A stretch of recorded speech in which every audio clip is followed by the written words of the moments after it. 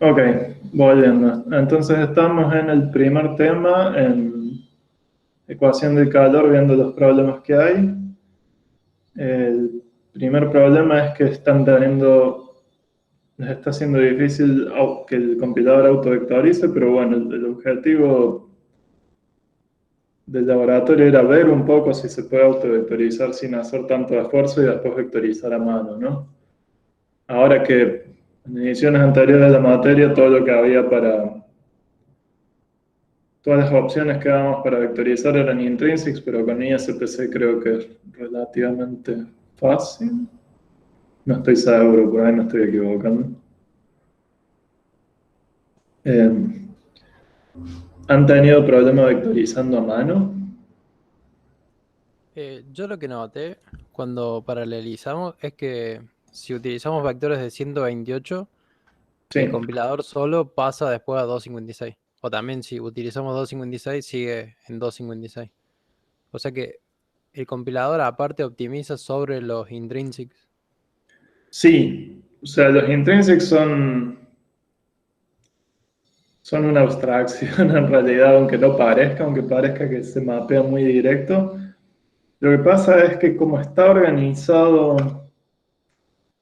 ABX, las instrucciones ABX depende de cómo lo veas, puede que no esté tan bien armado el set de instrucciones como debería, porque ABX en realidad y ABX2 se ven como si fueran dos vectores SSE, uno al lado del otro. Y cuesta mucho hacer operaciones entre las dos mitades del vector. ¿Sí? ¿Por qué es esto? Porque al principio ABX lo implementaron con la misma unidad de SSE. O sea, los primeros procesadores que soportaban ABX en realidad tenían una unidad de 128 bits que procesaba la primera mitad y procesaba la segunda mitad en otro ciclo. ¿Sí? Y después, con el tiempo, fueron mejorando la implementación y poniendo una unidad de 256 bits, efectivamente. El tema es que qué problemas trae esa implementación que para hacer cosas horizontales y para cruzar la barrera de los 128 bits hay muchos dramas. Si se fijan, los shuffles de ABX2 solamente trabajan en los primeros o en las dos mitades del vector, pero después para cruzar las mitades del vector tienen que usar permute, que es otra instrucción. Entonces, como es tan directa la conversión de SSE a BX2, el compilador sabe hacerla. ¿Sí? En ABX512 no pasa eso. Así que sí, si escribieron con SSE, van a recibir muy probablemente ABX gratis. No sé si otra cosa. Ahora, si escriben ABX, no sé si reciben SSE gratis. No sé si el compilador se toma esa libertad. Creo que no. Claro, porque yo había hecho las dos versiones para compararla y después cuando vi la assembler me di cuenta que estaban, las dos tiraban a 256 bits, a 256 bits. Sí, sí, sí. Em, ¿qué puedes hacer ahí? Y bueno, cambiar el menos march para que genere código SC 4.2, creo que era el último, en vez de ABX. Sí, depende del compilador. Si estás con ISPC, está Menos bien. M, menos M ABX2, menos M Ah, SC. podés poner menos March Native, menos M no SC, menos M no ABX también. Sí, hay muchas formas de apagarlo. Están en la página de manual de GCC. Ok, ¿alguna otra pregunta de HIP? Yo no puntualmente de Hit, pero entonces yo a ver, te comento, me puse hoy con Intrinsics porque estuve regando un poco para tratar de hacer que autovectorice solo con ICC y algunas pragmas. Y me llevó un rato eso. Tenemos que hacer entonces con vectores de 128, 256, o sea, yo entiendo que en los servidores tenemos hasta 256 para usar, no sé por qué hablan de Sí. 128. O porque podría ser que sea una ventaja 128 y yo no estoy entendiendo. No hay ventaja. No sé O sea, si usaron SSE porque les corrió una notebook en sus casas o porque sí. ok, a priori, digamos, le apuntamos a 256, o sea, Sí. bien. Si escriben con Intrinsics, escriban, bueno, sí, de nuevo, si escriben con SSE, el compilador en general va a convertir a BX2. Si escriben con ABX2 también está bien. Si escriben con ISPC, cambian el target y les va a andar en cualquiera. Ok. Ahí en ese caso, me acuerdo que Nico había dicho que si usas, por ejemplo, DBX2 comparado a SSE, te baja la frecuencia del procesador, en general como que se baja la frecuencia, Sí, y supongo que se bajará menos si usas SSE, que puede pasar eso, que se baje menos la frecuencia si usas SSE en vez de ABX. sí. También depende del modelo de procesador. Pero, a ver. Perdón, capaz yo estoy confundido. Yo había entendido que el que jodía mucho era ABX 512. O sea, con que se apagaran como de Dark Silicon, lo que mencionó Nico. No sé si Sí, 256 también jode tanto.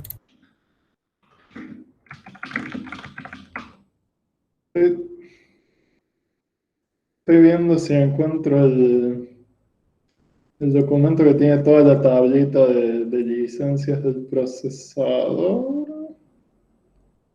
Claro, sí. A ver, ahí voy a tener que castear este browser. O sea que tengo que presentar otra ventana.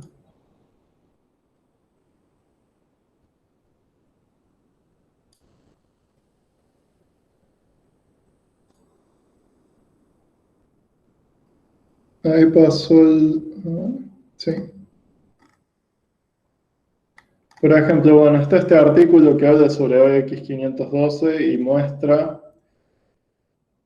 las frecuencias de un procesador nuevo, un Skylake, que tiene soporte a ABX512. Y en realidad, aunque acá muestra que no es el artículo que estaba buscando, pero es parecido a lo que estaba buscando. Bueno, el procesador este tiene tres grupos de frecuencias grandes, que son cuando está corriendo instrucciones ABX512, cuando está corriendo instrucciones ABX2 y cuando está corriendo otra cosa. ¿Sí? Y ese se cae en el grupo de otra cosa. Ahora, el tema es, ¿conviene o no conviene por la bajada de frecuencia? Y bueno, si es altamente dependiente de cómputo, 1.6 GHz por el tamaño del vector sigue siendo mucho más que perder. Entonces sería esto. 30% del reloj. Sí, un poco más. 30% del reloj, pero teniendo 50% del ancho de instrucción.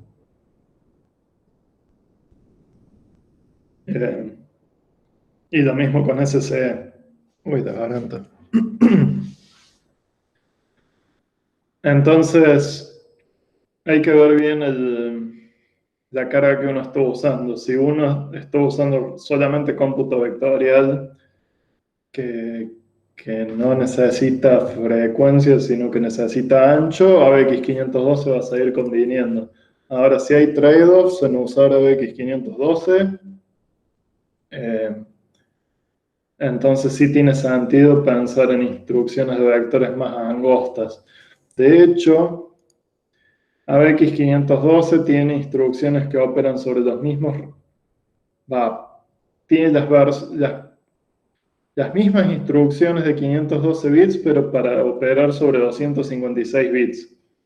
O sea, este set de instrucciones tiene versiones de 512 y 256 bits de todas las instrucciones. Además de soportar ABX2, que es de 256 bits, ¿sí? Entonces, algo que hacen muy a menudo ahora los compiladores es cuando uno le dice compilar para ABX512, emiten las instrucciones de 256 bits de ABX512 que usan la licencia de poder, o sea, la frecuencia de el mismo permiso de frecuencia que para ejecutar instrucciones ABX2. Hay una subdivisión más de esto, que es el procesador distingue entre las instrucciones ABX512 que son pesadas en cómputo y las que son livianas en cómputo. Entonces hay un nivel de frecuencia para las instrucciones pesadas ABX512, que es el más bajo. Las instrucciones livianas ABX512, que están en el mismo nivel de potencia que las instrucciones pesadas ABX2. Y después más arriba en frecuencia están las instrucciones livianas ABX2 y después están las instrucciones normales. Tendría que buscar el artículo específico donde habla sobre todo esto, pero no lo encontré rápido. Igual acá ahora estoy viendo como estamos sobre un solo núcleo, no habría drama más o menos, porque veo que es un solo núcleo, más o menos igual todo. Bueno, sí, 10%, pero hay una diferencia. De hecho, como esto es... Hay consecuencias medio extrañas de esto, que son, por ejemplo, los saltos estos de frecuencia son deterministas, ¿sí? O sea, no los hace según ningún sensor de temperatura ni nada por el estilo, ¿no?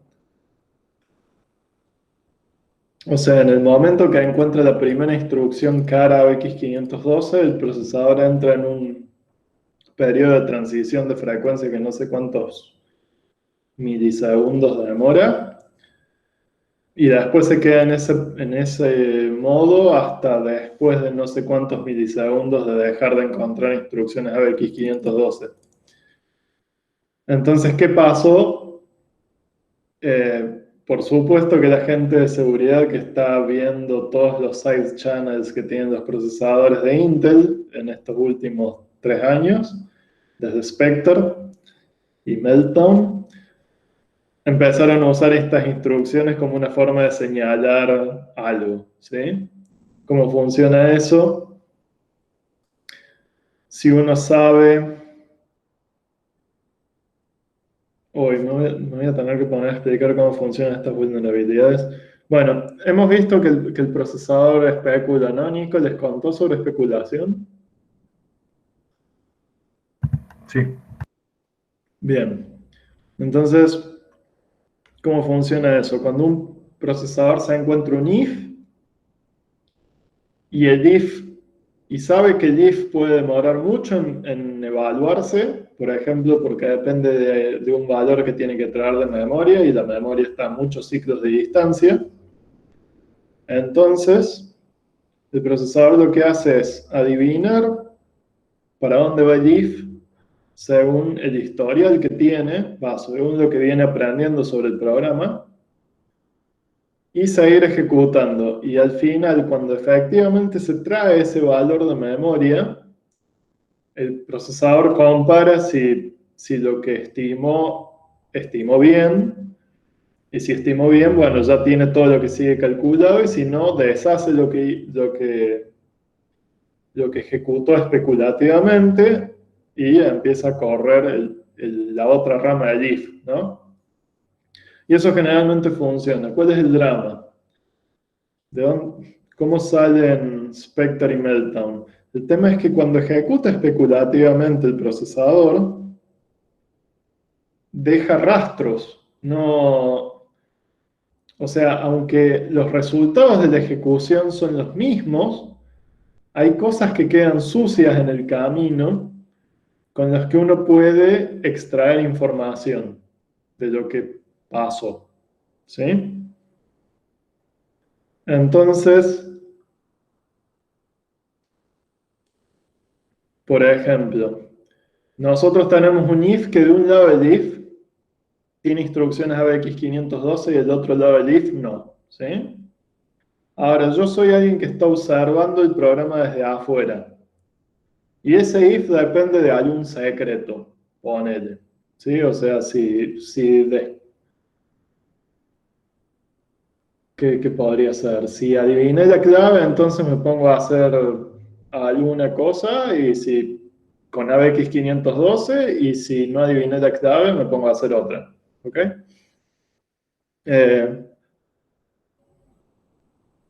Ahora, yo puedo adivinar yo puedo ver si el programa le pegó la clave viendo a qué frecuencia cambia el procesador. ¿Sí? Porque de un lado hay instrucciones ABX512 y del otro no. Entonces, si la frecuencia baja porque entró en esta licencia de poder de ABX512, es que entró ese branch de if, incluso si después se especula para el otro lado y se vuelve, ¿sí? Bueno, no, pero no quiero hablar sobre estos ataques especulativos en el aire porque es difícil. Es más probable que los pierda y que yo termine diciendo algo que está mal que no. Bueno, cuestión es que esto de cambiar frecuencia por instrucciones que se encuentran va a desaparecer de acá a un par de iteraciones de la arquitectura porque no está bueno. Es un canal secundario para filtrar información. Después, si quieren, nos ponemos a hablar en el chat de cómo se podría armar esto. Bueno, ¿a qué veníamos con todo esto? No sé, ya me perdí. Yo he dicho lo de que como es un solo núcleo no había tanto drama. Bueno, yo no sé, Sí, pero no sé. bueno, no, sí, hace diferencia. Es poca, pero 10%. En HPC 10% es mucho. O sea, si es 10% de una ejecución de varias semanas en miles de computadoras, es mucho. Ok, volviendo. A ver, tengo que castear otra ventana. ¿Alguna otra pregunta sobre HIT? O sea, nadie tuvo dramas con vectorizar lo que hay. O sea, En nosotros general, sacamos o el if dentro, que estaba adentro de los for, y Sí, aparecen ya, claro, ese, y aparecen ya instrucciones con PS o packet symbol, como que ya como que vectoriza ahí más o menos en O3 y con el F3 vectorize y todo eso. Sí, Entonces, la idea sería como comparar esas dos versiones, la con intrinsics y la paralela con O3. sí. O sea, ustedes, bueno, HIT tiene la suerte de que el compilador lo autovectoriza si sacan los obstáculos, pero bueno, el laboratorio sigue pidiendo que vectoricen a mano, de alguna forma. En teoría deberían dar parejo, no sé, veremos. No sé qué da. Bueno, sí, de nuevo, el problema de HIT era que acá uno tiene que generar una máscara, que eso con ISPC directamente lo pueden hacer acá, pero si sacan esto, si sacan las fuentes y sobreescriben al final, ni siquiera les hace falta eso, y después resolver esta reducción del máximo, ya lo vimos en ISPC, mostré cómo hacerlo directamente cuando les enseñó a hacer ISPC, y en Intrinsics lo único que tienen que ver es, una vez que tienen las sumas parciales, cómo reducir un vector a un solo valor, pero eso, las estrategias son las mismas que se mostraron con ISPC, no sé si Nico las contó, a las operaciones horizontales, y ya con eso están, ¿no? Bueno, entonces dejamos HIT. ¿Qué laboratorio sería? Ising es el que más gente tiene después, creo. O TinyMC. No, TinyMC.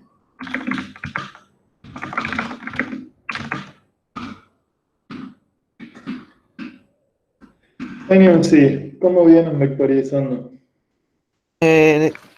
Terminamos hace poquito Intrinsics, pero el problema es que anda muy largo. De un cuarto a la mitad de largo de lo que andaba antes. Ah, re bien. Y a mí se me cuando, da 300 veces peor. y ¿Cuánto? cuando anda rápido, rompe todo Intrinsics. Wow. Claro, no sabemos bien si es un problema de que, por lo menos, lo estamos probando en local de momento. Y no sabemos si es un problema de que está estaleando. Porque hay 300. una que me No, parece poco probable. O sea, estaleando por ser AX en vez de S. Y bueno, también se debe a que algunas cosas las programamos un poquito mal. En vez de usar máscaras, usamos ifs para que sea un poquito más claro en algunas partes, sobre todo en el if final. Y no vectorizamos a mano el generador, por lo cual puede ser que por ahí esté andando medio lerdo. Toma el 50% del overhead según perf. ¿Qué más?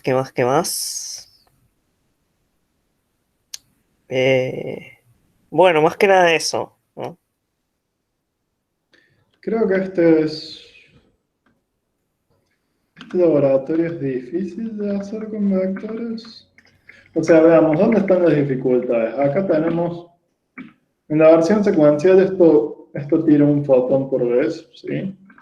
Y Sí. prueba un montón de cosas. Ahora, si tiramos 4 fotones por vez, entonces el generador de números aleatorios acá necesita generarme 4 números.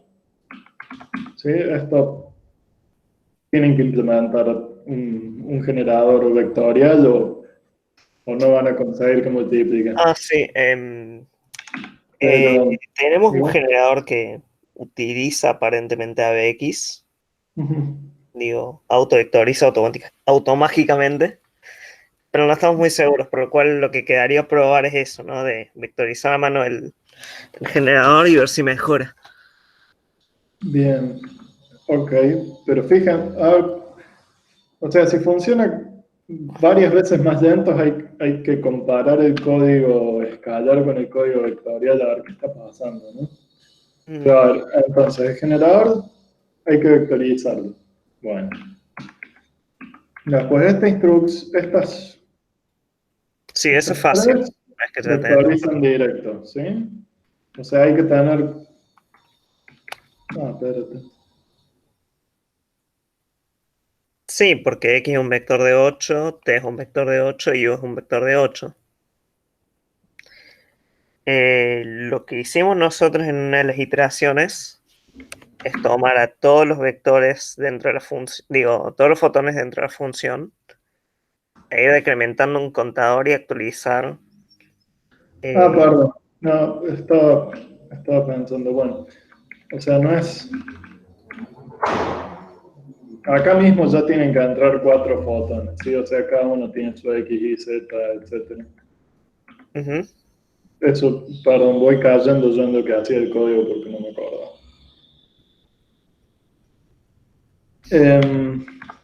Entonces, todo esto vectoriza fácil. Esto sigue vectorizando fácil. Esto es un máximo, o sea que vectoriza fax. ¿Es un máximo? Mínimo. ¿Es un mínimo? Sí. O sea que eso sí. lo dejamos dentro de un for con el if, ¿no? Pero si hay una operación podemos verlo. O sea, si shell es mayor que alguna cantidad, fijar el shell a esa cantidad, eso es un mínimo de shell y shell es menos 1, ¿no? Sí, sí. O sea que esto se vectoriza también. Y acá es donde empiezan a venir los problemas. Claro, ahí también. Porque no tenemos un scatter, por ejemplo, en la X2. No solo eso, es que también pueden tener que cada... o sea, se puede dar el caso en que varias pistas de la unidad de vectores tengan que escribir al mismo shell. Ujú. Entonces ahí tienen que ver Uf, cómo hacer para actualizar esto sin de manera segura, que hay que pensar de un rato largo. Es el único lugar donde se toca hit, ¿no? Sí. sí. Por Y ahí. esto es, espérate, y esto es un histograma. Ujú. Bueno, pero, o sea, si, ¿cómo lo haría? Una forma de que logramos acelerar esa parte del código, en vez de usar un solo índice para shell, usamos dos, porque vimos que extraía el assembler y usaba instrucciones XMM. Entonces lo que hicimos fue básicamente usar la función extract y lo indexamos por 2, ¿no? Ok. Es como Ah, un loop peeling. estoy pensando qué haría. O sea, por un lado está el problema de la serialización, ¿no? Que uno se tiene que salvar de la posible colisión entre distintas pistas de la unidad de vectores, es de escribir hit, el elemento shell de hit, ¿no? Ujú. Eso se puede hacer multiplicando hit, agregándole una dimensión o algo. O sea, acá tener un índice de la unidad de vectores y separar el histograma en 4. Y después, al final de todo el código, sumar las cuatro instancias de hit en una sola. ¿Sí? De la misma forma que se hacía con la reducción. ¿Sí? Tenemos 4 u 8 o 16 resultados parciales y al final de todo los juntamos. Eso hace falta para resolver el tema de correctitud, pero probablemente no les dé nada en cuanto a performance, porque incluso si acá agregan escribir que cada pista de la unidad de vectores escriba a un lugar distinto, generalmente Shell va a ser distinto para cada una de las pistas, o sea que van a escribir a cualquier lado. Esto sigue siendo un scatter, ¿no? Sí. Pero bueno, eso no hay, creo que no hay vuelta que darle. Habría que ver cómo se puede optimizar ese scatter si es necesario. En el peor de los casos no puede ser más lento que la versión escalar, ¿sí? Porque también está escribiendo de manera escalar en memoria a cualquier lado. ¿Ok? Claro. Por eso me preocupa lo que me dicen que anda más lento. El tema que mantenga la semántica y que siga siendo rápido es lo que cueste. Sí, por eso, de nuevo. Lo que rompe acá la correctitud es el que varios pueden escribir el mismo. Si lo multiplican, entonces sacan ese problema de encima. Si lo serializan, van a demorar bastante haciendo extract. Quizás más de lo que hace falta. Shell es un... Digo, hit, estos dos arreglos son pequeños, así que multiplicarlos 4, 8, 12, 16 veces no afecta tanto. Ahora, el peso es local a cada pista, sí. ¿Sí? Sí, es independiente por fotón. Porque puede ser que un fotón se muera O sea, y el peso esté en 0, pero los demás no. ok. Bueno, entonces, salimos de esta parte es difícil.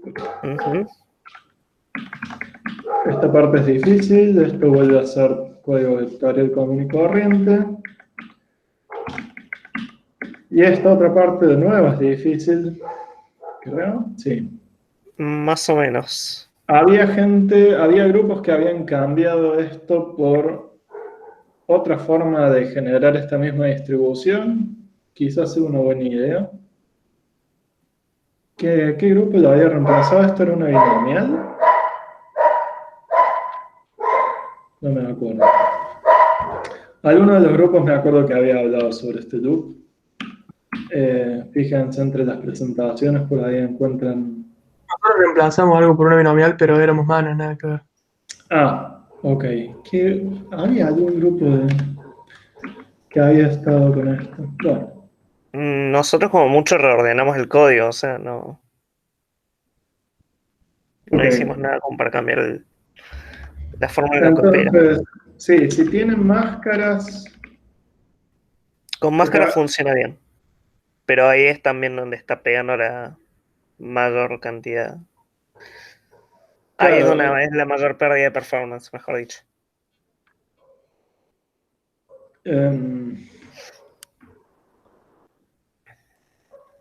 ¿Cómo hacerlo con vectores a esto?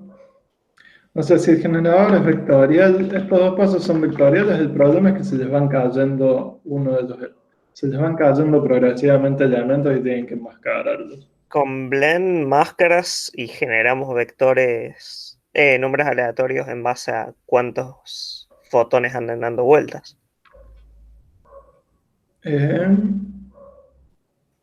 ¿Por qué te hace falta Blend? Perdón, no en cuántos fotones andan dando vueltas, sino por la condición de T. Generamos Claro, hasta que tenemos un T que satisfaga todo. sí. Ah, no, o sea, ¿prueban de nuevo hasta que tengan todos test que satisfacen lo mismo? ¿O una vez que llegan a un test que da en una de las unidades de vectores, no tocan más Generamos al el loop? principio 8. Sí, Vemos cuáles satisfacen el T. De los que satisfacen, se quedan y enmascaramos. sí, bien. Perdón, estoy viendo. ¿Me escuchan? Sí, Estoy viendo ese código y no tiene dependencias con el código de arriba, ¿no? No tiene ninguna variable que se ujú. usa arriba. ¿Y por qué no generar un array lleno de T's útiles para después ir utilizando Es primero? buena, es buena idea esa. Es una opción que no probamos. Pensamos probarlo más para el próximo lab, que podemos ir generando números aleatorios eh, de manera progresiva. Progresiva, no, simultánea, perdón. O sea, hay muchas cosas que pueden hacer. Pero sí, la mayoría surgen de la observación de que esto es independiente del resto del código, ¿no? Ujú. Entonces, si pueden generar un montón de valores de t antes, pueden hacer otras transformaciones distintas que tener que generar solamente 4 t's y ver cuáles les sirven y cuáles no ahí en el momento. En particular, si pueden generar todos los test que les hacen falta, bueno, que habría que ver cuántos son los que les hacen falta. Entonces, corren una iteración de un vector de test, ¿sí? Generan 4 tests. Se fijan los que dan bien y a esos que dan bien los empujan al arreglo y ahora tiran 4 tests de vuelta, ¿sí? Se quedaron con 2 y tiran 4 tests de vuelta y en esa próxima iteración no desperdician nada, ¿no? De lo que se genera. Porque si hacen blend, si solamente necesitan generar 4 tests acá, lo que van a hacer ustedes es decir, bueno, hasta en la primera iteración generamos 2, ok, ahora pongo la máscara y genero 2 más, pero desperdician el trabajo de los otros 2 que están enmascarados que les hubiera venido gratis. ¿Sí? Ujú. Entonces, bueno, sí, las optimizaciones vienen por ese lado, de generarlos independientemente afuera del loop. Tener una fuente de test buenos y... Sí, no, eso. Entonces, una vez que se ponen ese problema, se sacan un dolor de cabeza de encima, sigue estando esto difícil. Ahora esto sigue siendo vectorial. Y weight, ¿de dónde sale? Quedó fijo acá arriba.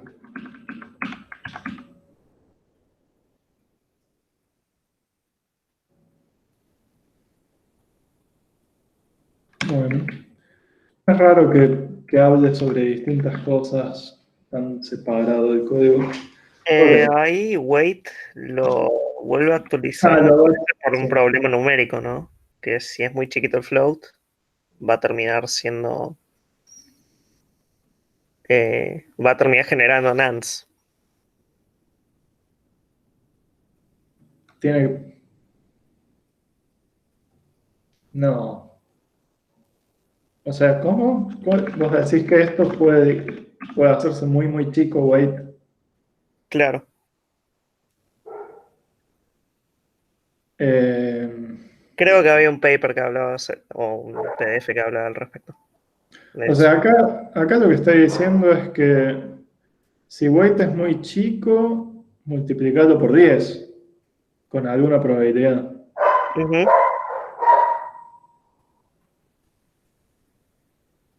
Pero no entiendo cómo se hace muy, muy chico. Por albedo. Ah, acá Se va afuera. corriendo. Bien.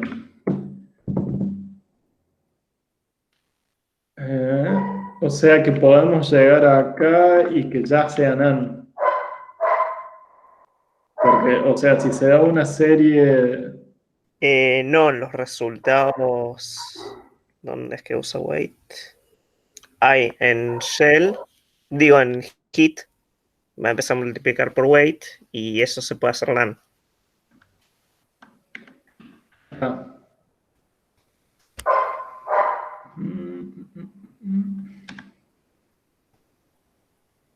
Pero lo que estoy pensando es...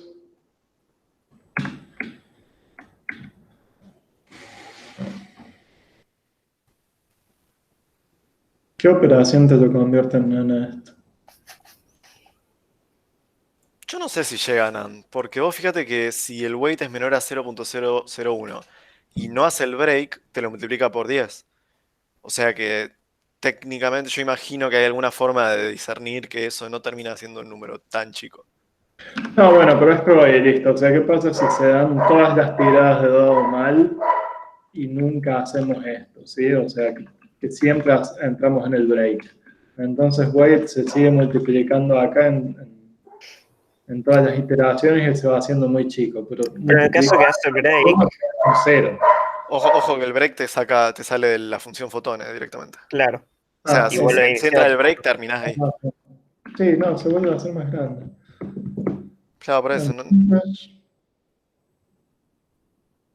Sí, no lo veo. Tampoco Yo imagino que la combinación de albedo que ya te dan, digamos, esos números de albedo que ya te dan hechos, y el multiplicar por 10 van como de la mano para no hacerlo tan chico tampoco. Exacto. O sea, el NAND tiene que venir de afuera. No veo cómo se genera dentro de weight. Y si albedo es NAND, albedo no puede ser NAND. No, albedo va a ser como, creo que es 0,9 o un valor muy cercano a ese. Y vas a ir multiplicándolo sucesivamente, 1 por 0,9 por 0,9 por 0,9, se va a hacer muy chiquito, entonces cuando llegue a un cierto punto, si no lo multiplicamos por 10, va a terminar siendo el caso de que termine siendo menos nan, o sea, nan de menos infinito. No, pero ¿cómo llegamos a NAND multiplicando? Eso es lo que no me está quedando claro. En hit, no es weight el que queda en nan, sino los valores en hit. Pero multiplicar por un número muy chico no da NAND.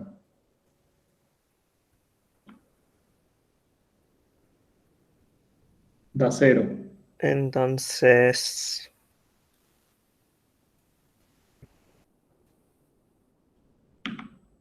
Sí, bueno, No importa. En Después algún yo... punto creo que llega NaN y de hecho yo tengo un par de NANs ahí en mis implementaciones malas. Ah,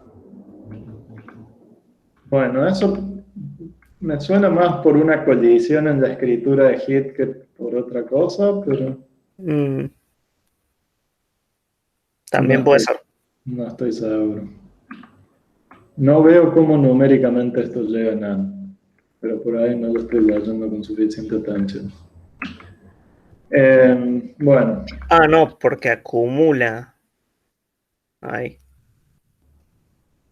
Entonces con ok, eso va terminando, me parece. ¿O no?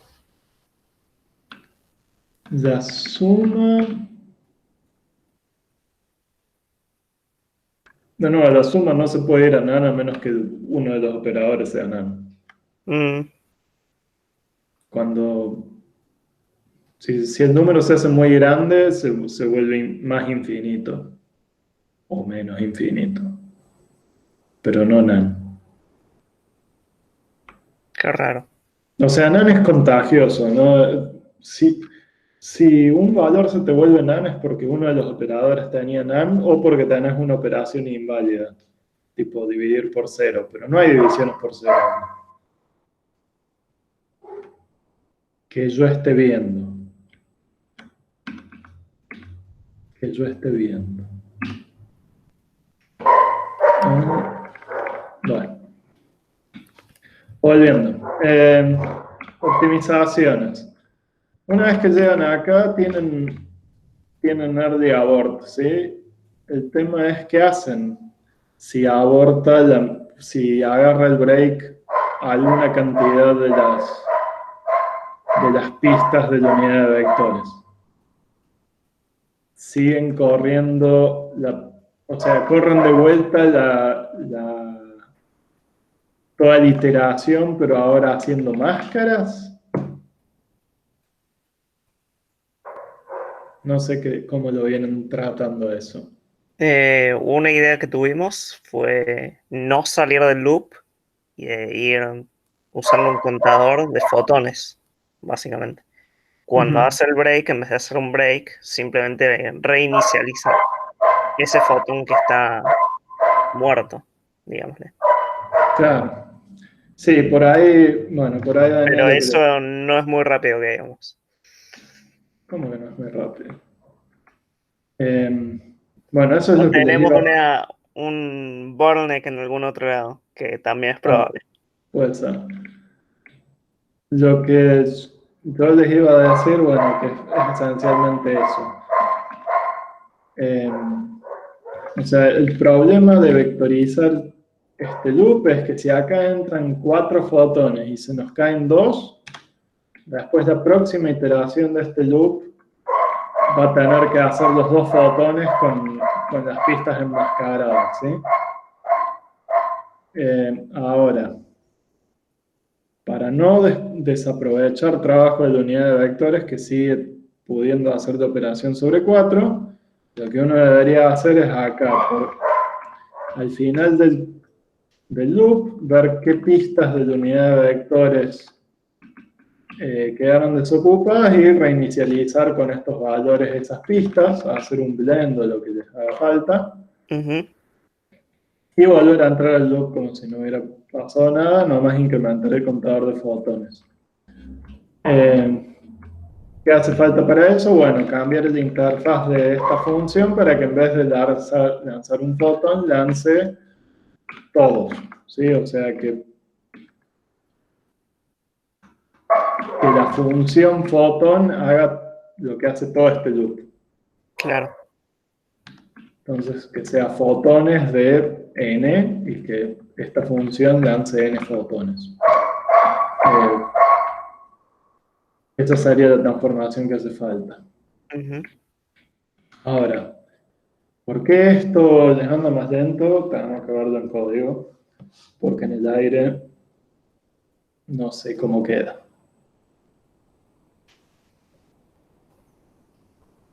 Pero bueno, sí, TinyMC no es sencillo en este laboratorio.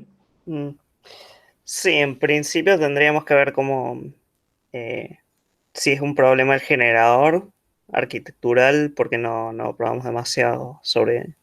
Sí, con ninguna con la cantidad de números aleatorios que tienen, necesitan un generador vectorial.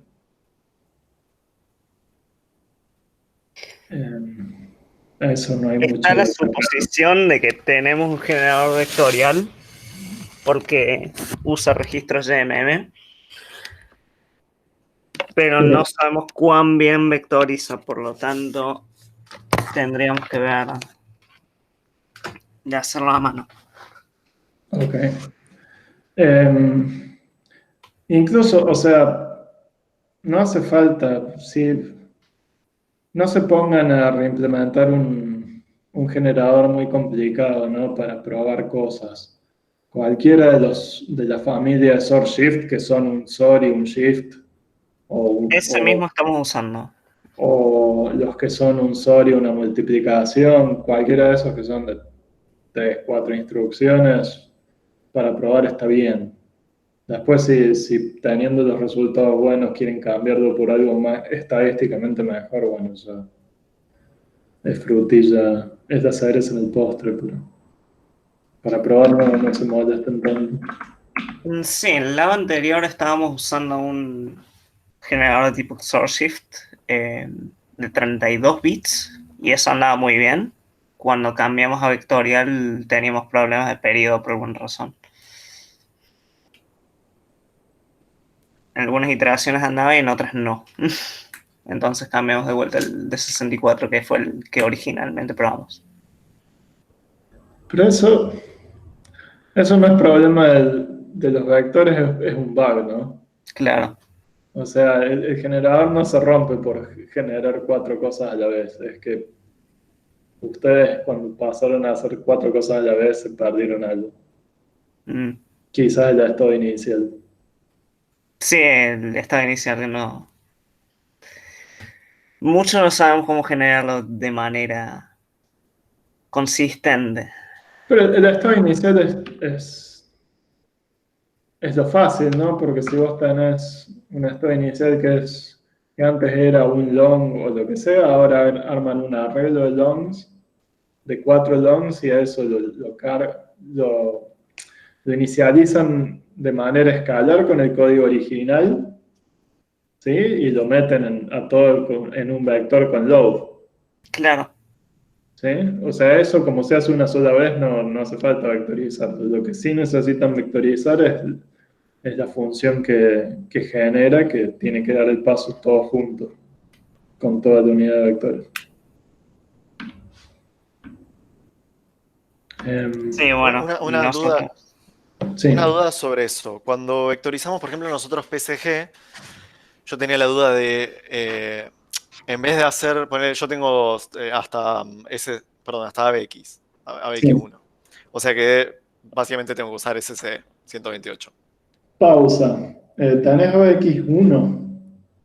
Tengo ABX. Ok, bueno, sí. ¿No tenés ABX2? En mi máquina, te estoy hablando de un i3 de segunda generación, no. Ok. Para testearlo, ¿no? Obviamente, Lucho sí tiene en su máquina ABX2. Pero... Recomendación: si solamente tenés ABX, usa SC. Claro, bueno, eso. Porque básicamente uso SC. ABX es muy incompleto. Totalmente. Fue lo primero que vi. Todo lo interesante de ABX está en ABX2, no en ABX. Sí, así que básicamente usé SC.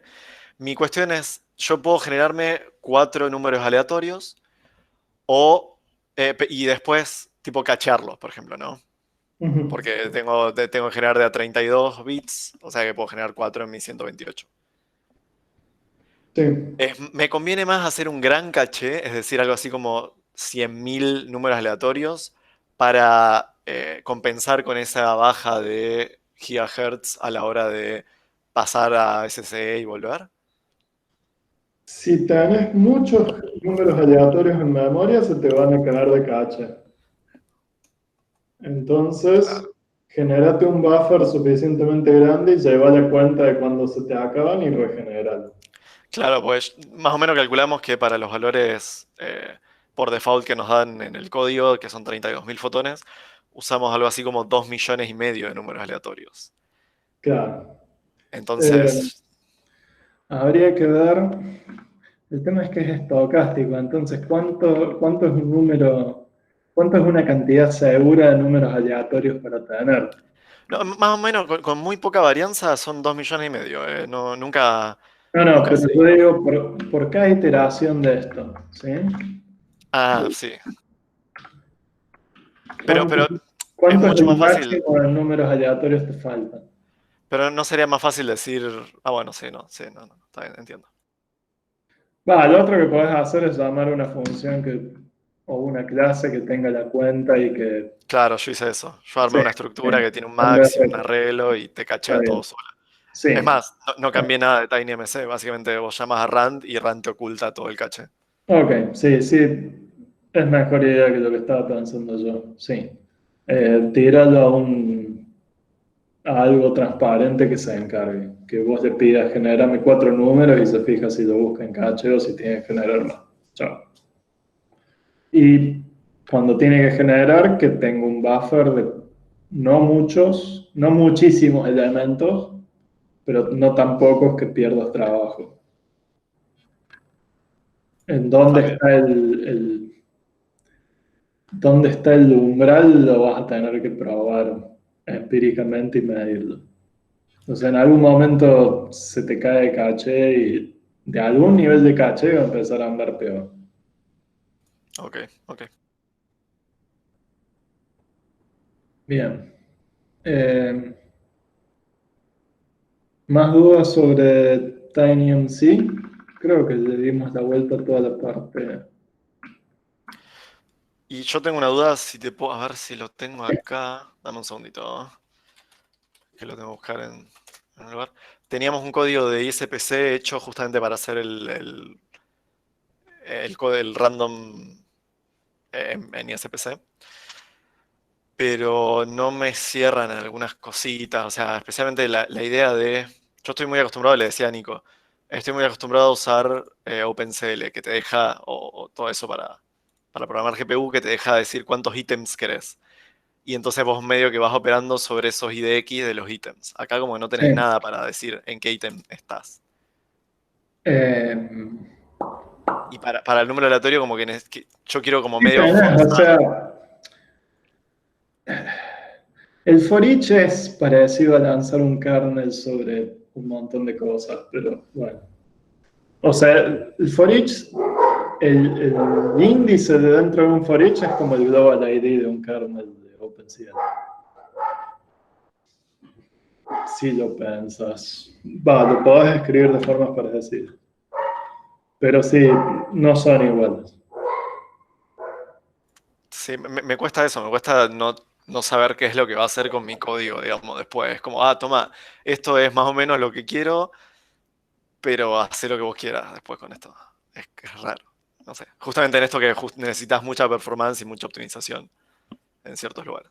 Claro, pero a ver, bueno, si no lo sabemos en Slack, pero si vos en Sí, después te OpenCL paso el link de Godbolt que estuve tomando.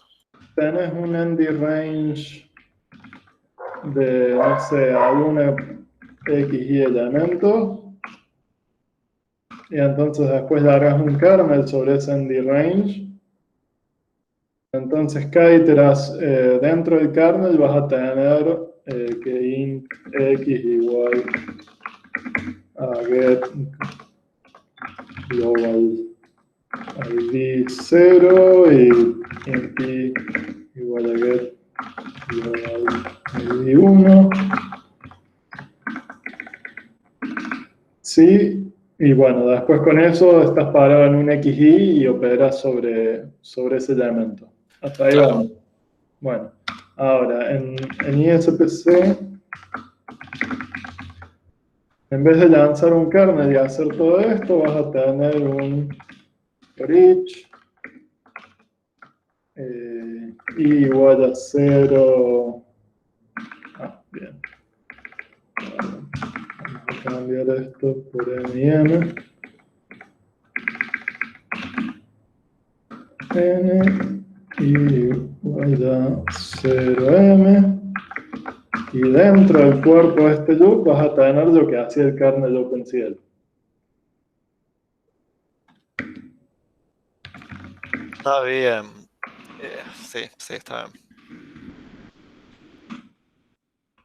O sea, yo O tengo... sea, es una transformación, bueno, medio bruta, hecho con hand waving muy por arriba, ¿no? Pero esencialmente esa es la idea.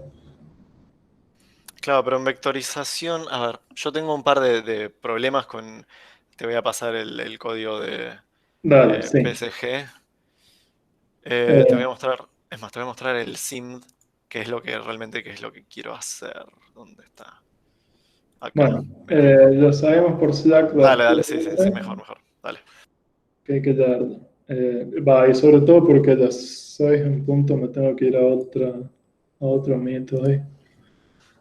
Bien, entonces, TinyMC, ¿estamos? De momento sí. Ok. Bueno, ¿qué grupos me quedan? Por orden de popularidad creo que sigue TinyMC.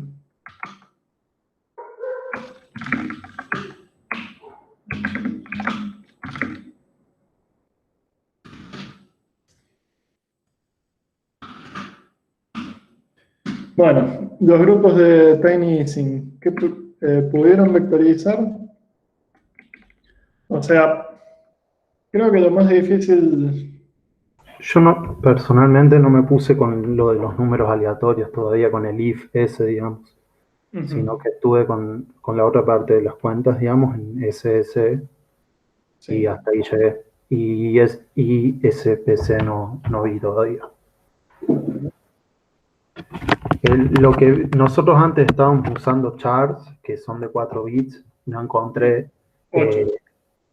8, sí. No encontré... Los load view y los store no vienen para 8, entonces volvimos a 16.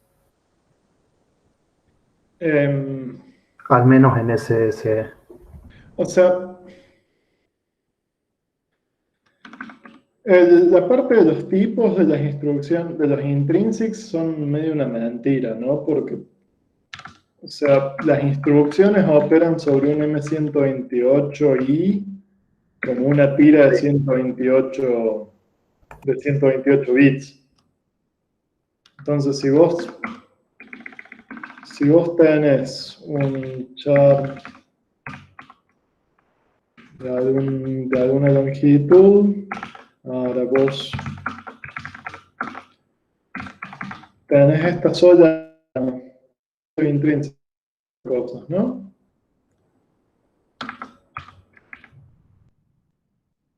Entonces, lo que tenés que decir de acá es, bueno, mira ese arreglo como un arreglo de M128.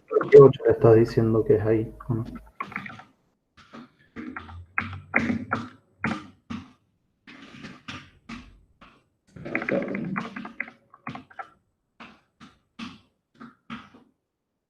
¿Sí? O sea, vos te paras en algún elemento del arreglo y decís, lee una tira de 128 bits desde ahí. Y te lo va a guardar en un M128i, que es algo que tiene 128 bits y son enteros, pero no dice cómo están repartidos esos 128 bits. Después, si tenés operadores de suma sobre chars en elemento.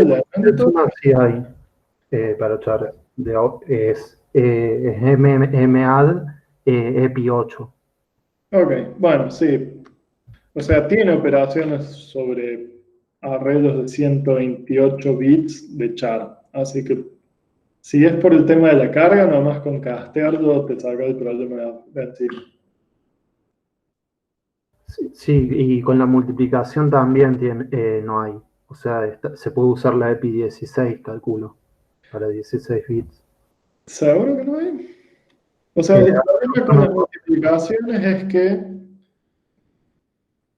todos los intrinsics de multiplicación tratan de ser seguros, ¿no? O sea, cuando tenés dos operadores de 8 bits, la multiplicación puede ser de hasta 16 bits, ¿sí? Por un tema de tamaño del resultado. Sí, O sea, sí. la versión exacta te duplica la cantidad de bits. Ahora, si vos sabes que no se pasan porque estas cosas tienen unos y ceros, tenés la multiplicación que se queda con la parte baja del resultado, ¿sí? Que es mul lo. Sí, claro. Esa estaba usando nada más que para 16. ¿No hay un mul lo de 8 bits? Me vuelvo a fijar, pero yo no lo encontré por lo menos. A ver, puede ser que no esté.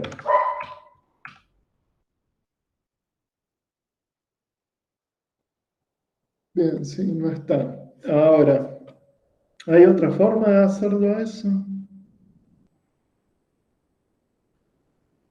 O sea, ese por en realidad es una forma medio ridícula de hacer un AND. Así que sí, habría que pensar cómo escribirlo de otra forma.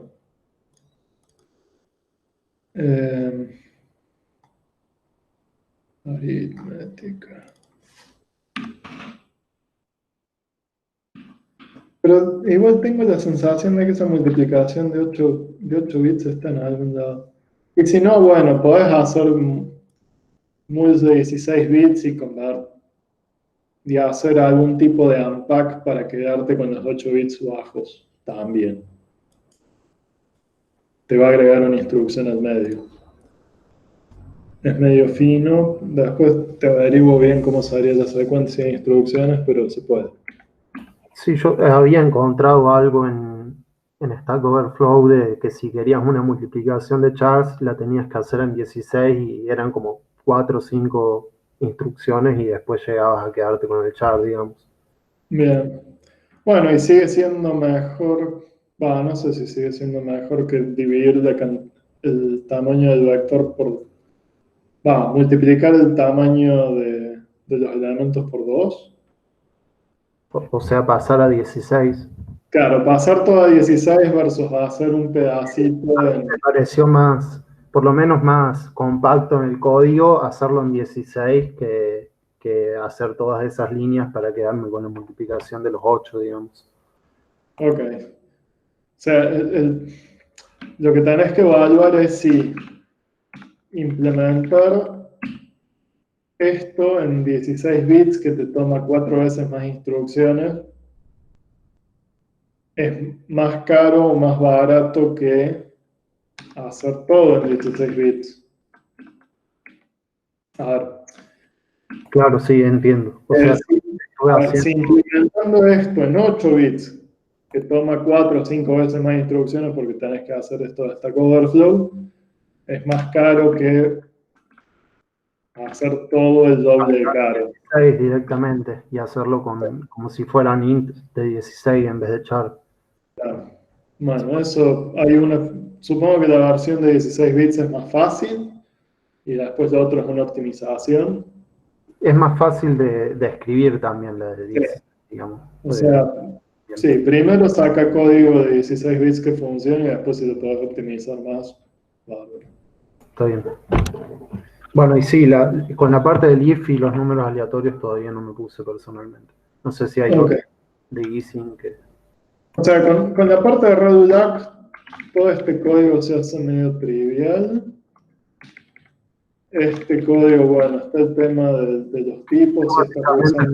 Siguiendo la clase esa de media hora que subiste, que diste, como que con eso alcanza para escribir esa parte, me parece. Claro, sí, es un stencil. Una vez que estás Redudac y no tenés dependencias, el stencil es bien pago esto. Y lo único que queda difícil es esto. Ahora, la generación de números aleatorios, todos tienen que generar una sola vez, o sea que podés tener un generador vectorial, no tenés problemas de máscaras como tiene la gente de TinyMC. Y este if, solamente se ejecuta una vez, o sea, no vuelve, así que tenés que ver cómo hacer esta parte, si usar máscaras o si directamente por escribir todos estos valores de nuevo. Sí, o sea, a ver, este código solamente escribe si cambia, si se da alguna condición, ¿sí? O sea que solamente se van a escribir algunos de los elementos de spin new. Sí, sí. Sería si no cambia, creo. No estoy seguro. Ahora, lo que podrías hacer es siempre escribir todo esto, que toda esta línea siempre se escriba, pero que lo que escriba sea el resultado de un blend entre lo que hay que cambiar y lo que no hay que cambiar. O sea, leer los valores viejos, que ya los tenés en spin old, y que esta... No sé. Nosotros lo que hicimos es multiplicar todo por -1 y hacer un mask load. Un mask store, perdón. Bien. Sí, eso es una forma, usar una máscara.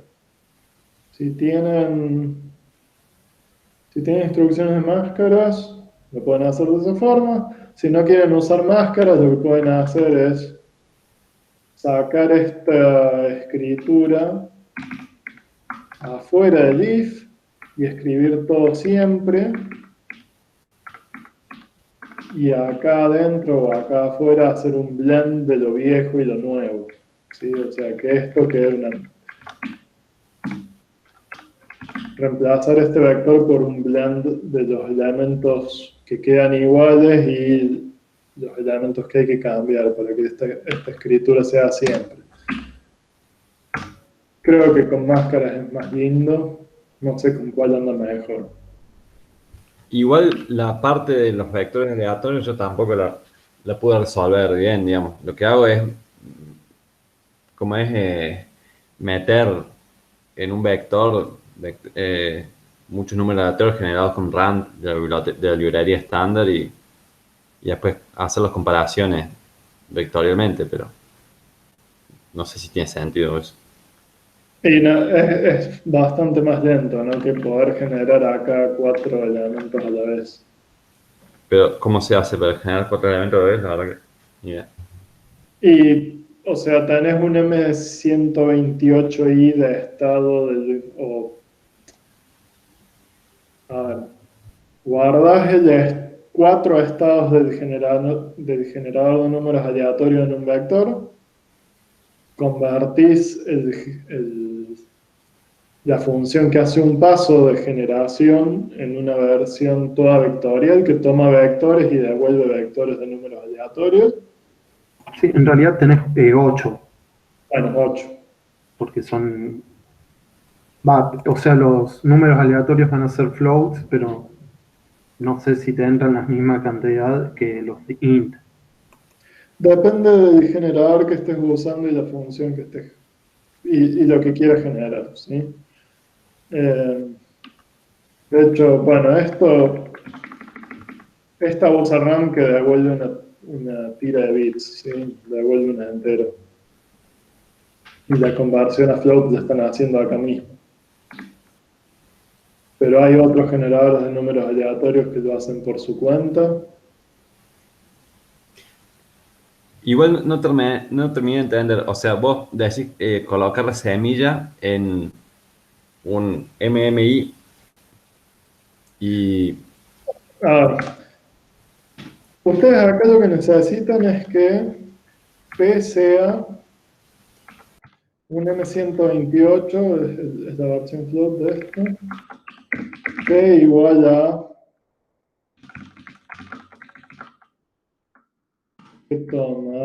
un estado que avanza.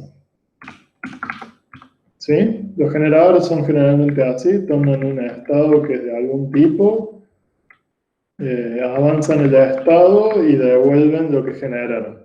¿Ahí vamos? Supongo que sí. Bueno, pero entonces uno tendría que ver si el generador original, ¿dónde lo escribo? Si el generador original era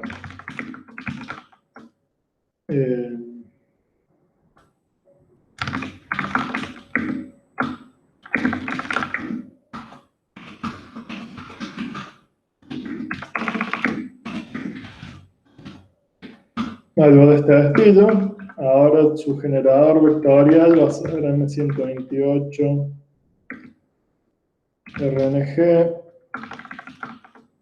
y ahora esto va a tomar 4 estados que avanzar, o sea, M128i.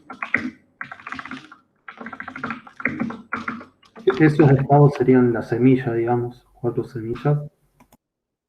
Claro, o sea, la semilla es el estado inicial, ¿no? Pero después se va a modificar al final del loop del random.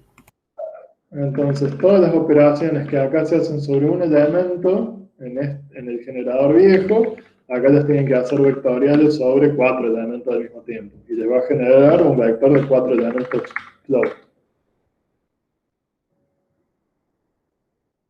O sea, bueno, a ver, supongamos, no sé, voy a buscar, dame un segundo que busco en la biblioteca estándar de ISPC.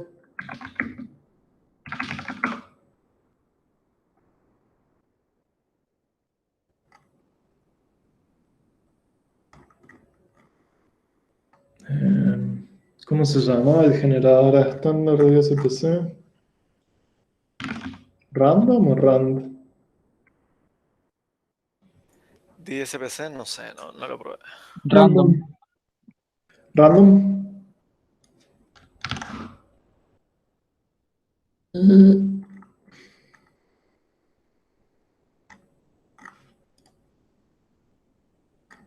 O alguno que se acuerde de un generador de números aleatorios bien pavo que me lo diga, porque... ¿Cómo es el de Zoro-Shiro o de Sorshift? Sí, Xorshiro es bien rapidito, copy-paste. Sorshift 32. Pero ahí, ¿cómo avanza ya esto?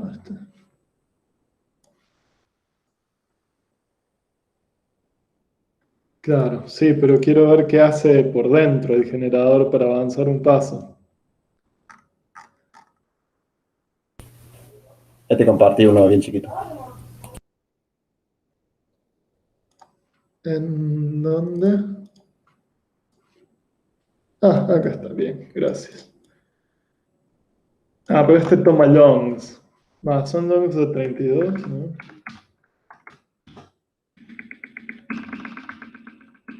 Bueno, supongamos que no son...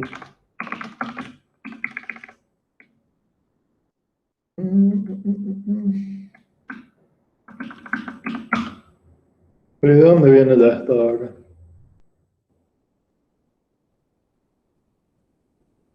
Me falta una parte. ¿Dónde avanza ya esto?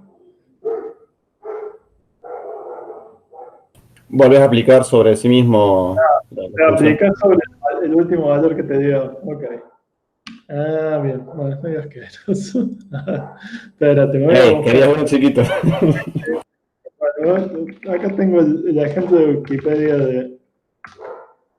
de Sourceshift 32. ¿Sí? Y el estado tiene un solo. El estado es A, o sea que esto lo podemos reemplazar.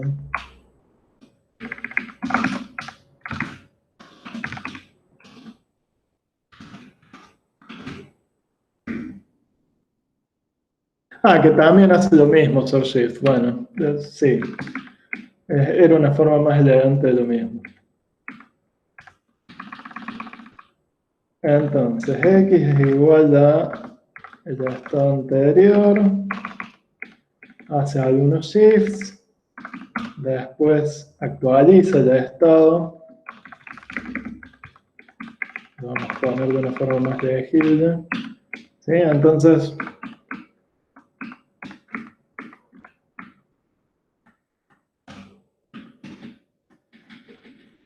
ok, eso es un generador de números aleatorios que funciona.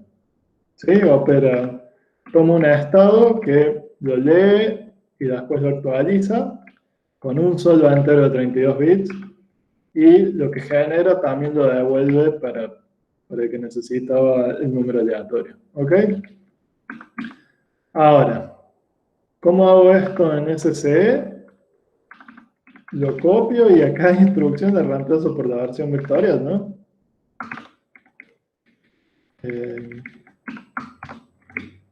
Uy, qué desastre es.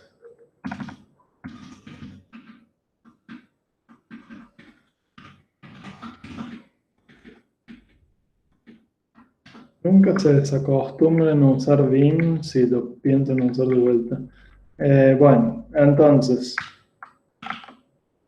¿cómo es la traducción SC de esto? Es M128i x igual a mmload sí, 128.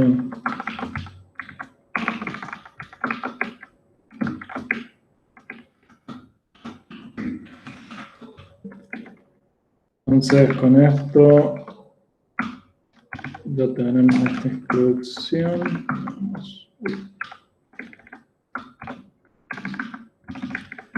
Ahora,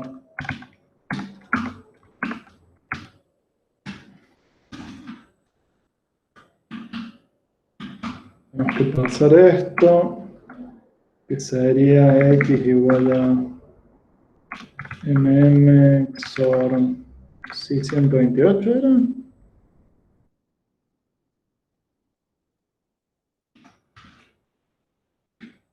Ahora revisar el machete.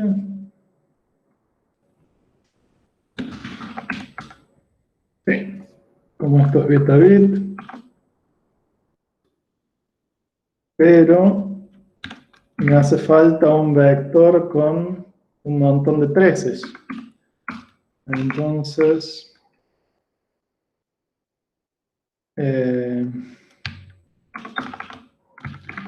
tengo que generar un vector con la constante 13, que es mmset. Set1 creo que debe ser. Set1. ¿No te fijas el primero? No, set1 es el que hace broadcast, ¿no? Sí, sí, sí.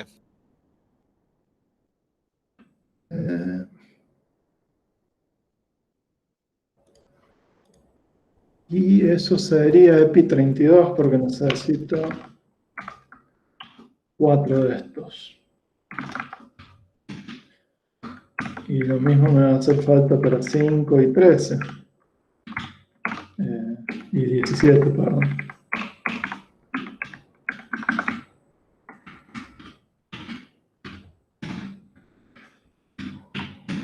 Bueno, ahora sí.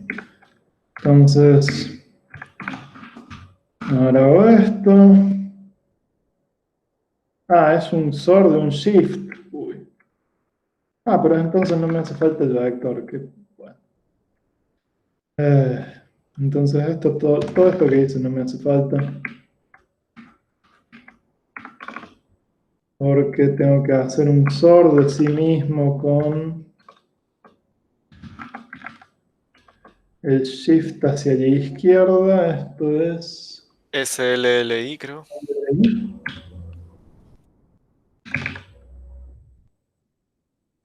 O SLL, espérate. Es hacia la izquierda. CLLI, EPI32. SLL. No, entonces Ok. SLL. No, SLL es el que permite tener un shift distinto para cada uno de los valores. Y el SLI es el que uno le da una constante a todos. Entonces SLI. EPI32 de X y 13. ¿Sí? Y ahora este es para la derecha. Shift es SRLI. Sí, sí. Es 17. Y ahora este 5. Y es el CLI también. Bueno, entonces ya hice todos estos pasos. Y ahora me falta actualizar el estado, que sería mm Storio C128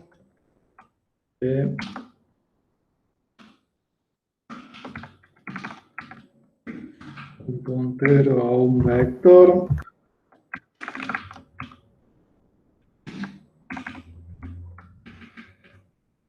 y devuelvo el vector completo.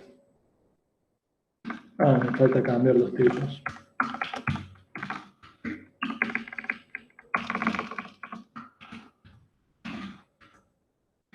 Y de hecho ni siquiera me hacen falta estos casos.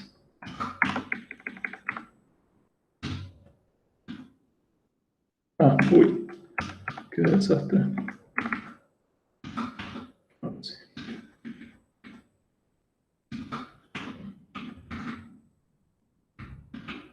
Entonces acá vectoricé un generador, bueno, lo guardé y no compila nada de esto, pero no importa.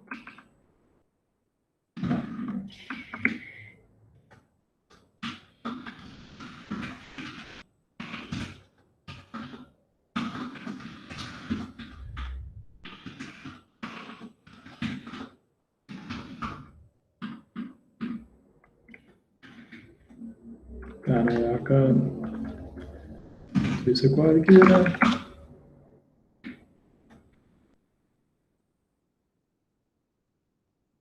Full definition type. Es que están las dos con el mismo nombre. Claro.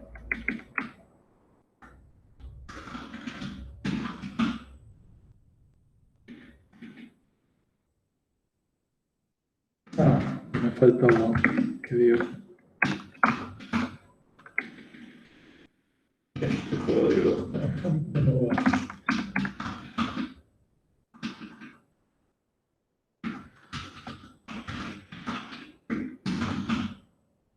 Ok, compila, bien. Pueden usar este código, creo que hasta anda. Entonces ahí pasamos de un generador de números aleatorios que tomaba un estado y devolvía un elemento a el mismo generador de números aleatorios que toma 4 estados, avanza los 4 y devuelve 4 elementos. ¿Sí? ¿Quedó claro? Sí. O sea, ahora les falta, como tienen 4 números enteros, van a tener que hacer la conversión a float, pero bueno, eso es lo mismo que hacían. Es lo mismo que hacen a escalar, lo tienen que hacer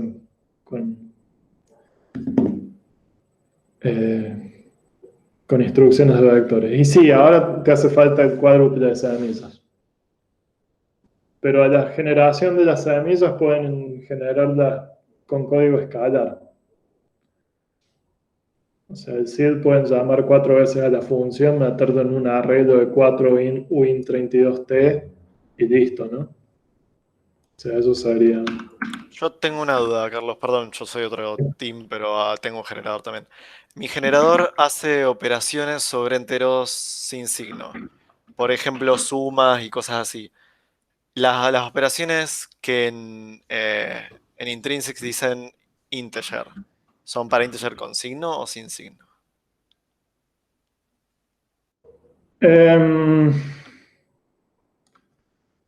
Las operaciones de SC creo que son la mayoría con signo. ¿Cómo es la notación para esto?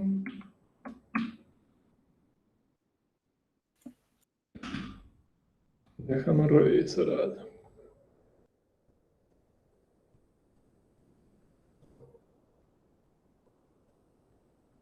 Claro, las que son SI son específicamente para cosas con signo, las que son EPI creo que son independientes del signo. Fuck. Sí. En general creo que si estás con vectores te conviene que todo sea entero con signo. Sí. Bueno. Más preguntas. Me tengo que ir en 5 minutos, así que... Charlie, yo te quería preguntar si después podías pasar por Slack alguna guía o algún buen recurso, digamos, de ICPC y de Intrinsics, ambos. No sé qué te ha servido, si es que tenés alguno. Eso por un lado. Y por otro, herramientas que recomendes para medir bien a nivel de microarquitectura qué cambia de una versión a otra, así como el otro día pasaste que estaba TopLev, ¿qué otras hay del estilo PMU Tools y parecido? Si puedes pasar después por Slack. Bueno, guías de ISPC, hay muy poca documentación de ISPC, lo mejor que hay son los mismos ejemplos que vienen con ISPC. De Intrinsics, no sé si hay libro. La verdad que yo, lo que he aprendido, lo he aprendido echando moco nomás. Si sabes cuáles son las instrucciones, creo que eso es lo más difícil, tener en mente que las instrucciones no se llaman como lo que hacen, o sea, hay instrucciones que tienen un nombre, pero se puede usar para cualquier otra cosa. Move mask. Claro. O que todas las instrucciones se llaman move y en realidad copian. Bueno, sí, eso. Ese es el problema de los intrinsics, que están hechos para gente que sabe mucho assembly y nadie sabe mucho assembly de nosotros.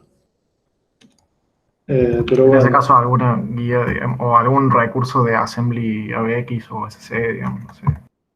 Nico tenía en la edición anterior de computación paralela teníamos impreso un afiche que tenía toda la guía de conversiones de nombres de operaciones o tipos de operaciones intrinsics. No sé si puso el link a esa imagen en alguna de sus clases. Lo podemos buscar. Así lo tienen. Un cheat sheet gigante que es un PDF. Sí, eso.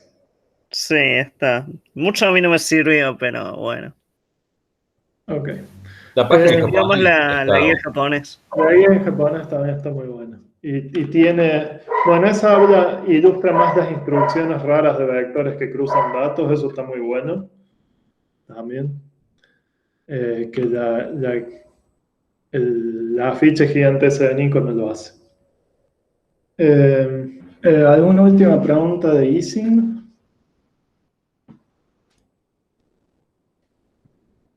Yo por ahora no, pero bueno, me voy a poner con esto de números aleatorios. Puedes ver la clase que viene. También Yo en ISPC me había trabajado con números aleatorios, pero es más o menos lo mismo, digamos, que esto. Sí, es la misma idea que esto. No cambia mucho. O sea, en ISPC es... Uy. En ISPC no cambias el código. ¿Por qué Porque esto, así como está diciendo que esto es varying, esto es varying, esto es varying, y ya está. No hay que cambiar nada. Las operaciones bitwise también están overloadeadas, digamos. Sí. Creo que te tenés que cuidar sobre... O sea, ¿cómo especificas este puntero de que cada uno... O sea, esta parte necesita algún tipo de transformación. Depende de si esto es un puntero uniforme a varying o si es un puntero uniforme a uniform. Puede que tengas que hacer algo como program index. Acá. Y lo mismo acá. Pero depende de cómo sea este puntero. ¿Por qué no sería varying? O sea, fíjate que son dos cosas distintas.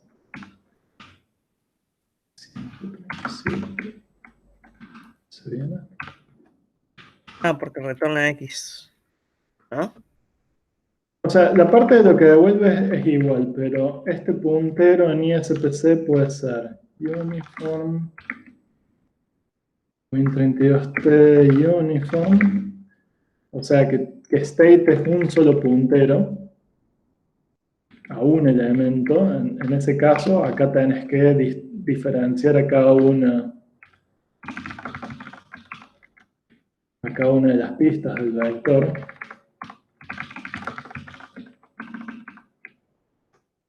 Esa es una versión. Y la otra versión es la que el puntero ya es varying. Entonces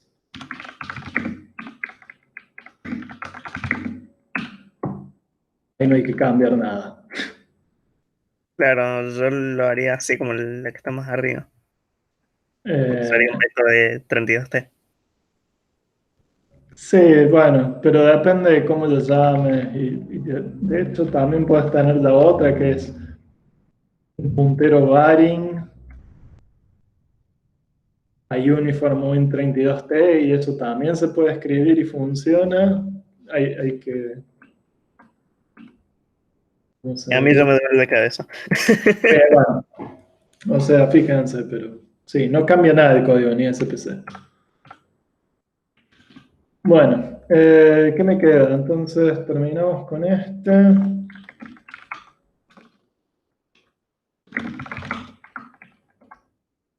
Ok, uy. Bueno, Navier-Stokes, cuando es Redujack, ya es un stencil pavo el solve, o sea que no sé si hay que hablar mucho al respecto. Espero que no. Si no, mándenme algo por Slack.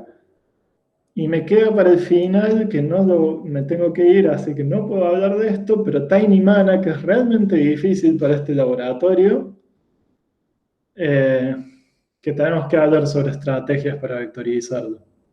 Pero esencialmente el problema es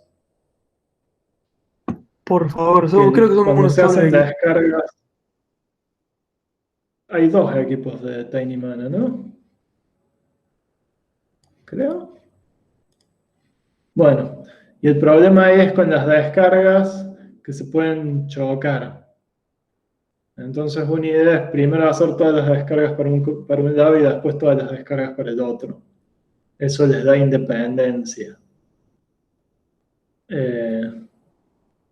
Pero tengo que revisarlo y bueno, de última les escribo algo por Slack a ustedes, así no se pierden tanto, si no se les ocurre todavía. Dale, por favor. Gracias. ¿Ok? Bueno.